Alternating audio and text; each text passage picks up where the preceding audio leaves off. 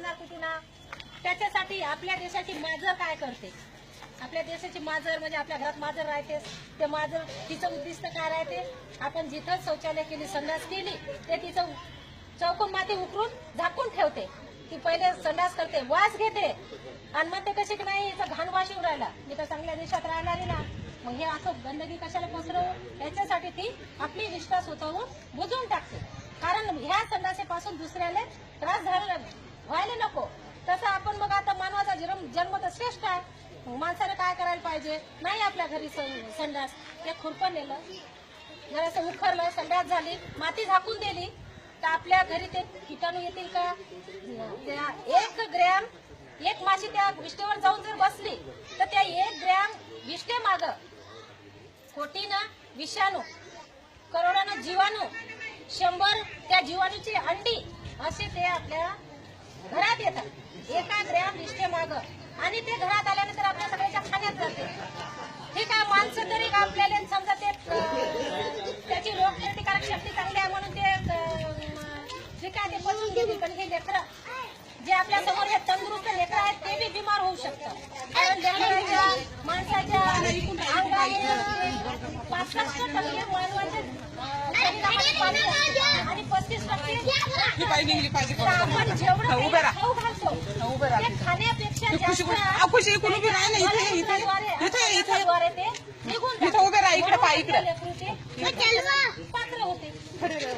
याच्यासाठी आपणच ते स्वच्छता बाळगायला पाहिजे. आणि संडास नाही तर खुरप्याचा वापर करून आपण संडास केलेला पाहिजे. आणि ते पाणीची कहावत आपण डोक्यात घालून ते आपले कार्य आपण करायला पाहिजे. ठीक आहे, आपण स्वयंपाक करून राहिलो, लेकरांना संडास केली तर आपण काय करतो? सोडून देतो, भाकरी करायचं, लेकरांची संडास देतो, कारण दिवस लागली घाण करून टाकली. तर याच्यासाठी आपण ते सोडून दिलेलं काम आहे की नाही? आपण लेकराला घेतलं, शी धुतली, शी धुतल्यानंतर हात आपले स्वच्छ धुवायला पाहिजे. हे आपल्या हे चिरा आहेत ना, त्याच्यामध्ये कीटाणू असतात. तर हे साबणाचा फेस होत नाही असं करून सगळं हात धुवायला पाहिजे. त्याच्यानंतर स्वच्छ पाण्याने हात धुतले, त्याच्यानंतरच तुम्ही स्वयंपाकाला बसायला पाहिजे. नाहीतर याच्यातले हे कीटाणू आपण सगळ्याच्या जेवणामध्ये आपण भाकरी केल्या तर सगळ्याच्या जेवणामध्ये जाणारच आहे. म्हणजे सगळ्या घरांना आपण खाऊ घालून राहिलो. तर याच्याकडे आपलं लक्ष असायला पाहिजे. आणि लेकराने सकाळी चहा ब्रेड आणा, आणि बाबा बाजू बिमार लेकरू आहे त्याच्यामध्ये आपण हे टाकू राहिलो तर हे असं पाचक रस त्याचं सगळं निघून चाललं मलमूत्राद्वारे, संडासद्वारे, आणि त्याचा काही आपल्याला फायदा होत नाही.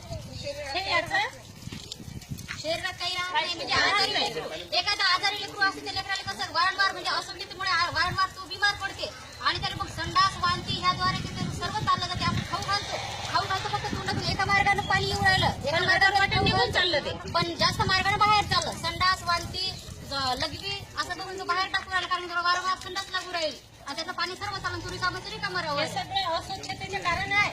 आपल्या लेकराला आपण खाऊ घातलं पण त्याच्या पैशातून ते बाहेर चाललं जाते. आपल्या गावातलं पाणी आपण म्हणतो पियाले खूप चांगलं आहे, पण ते पाणी चांगलं नाही आहे पियाचं बी. आपण टाकतो त्याच्यामध्ये ते जीवन ड्रॉप सगळेच आता वापरतात, पण ते फक्त आपल्या मनाच्या समाधानासाठी आहे.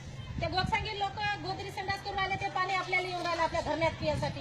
आपण इथं गोदरी संडास करून राहिलो, ते चाललं वाकळवाडीले, म्हणजे सगळं दूषितच पाणी पिऊन राहिलो ना. घरी कधी आपण हांड्या धुवून माठ धुवून भरतो, पण उपयोग काही नाहीये. त्यासाठी आपण जर बाहेर संडास नाही गेलो तर हे बरोबर म्हणजे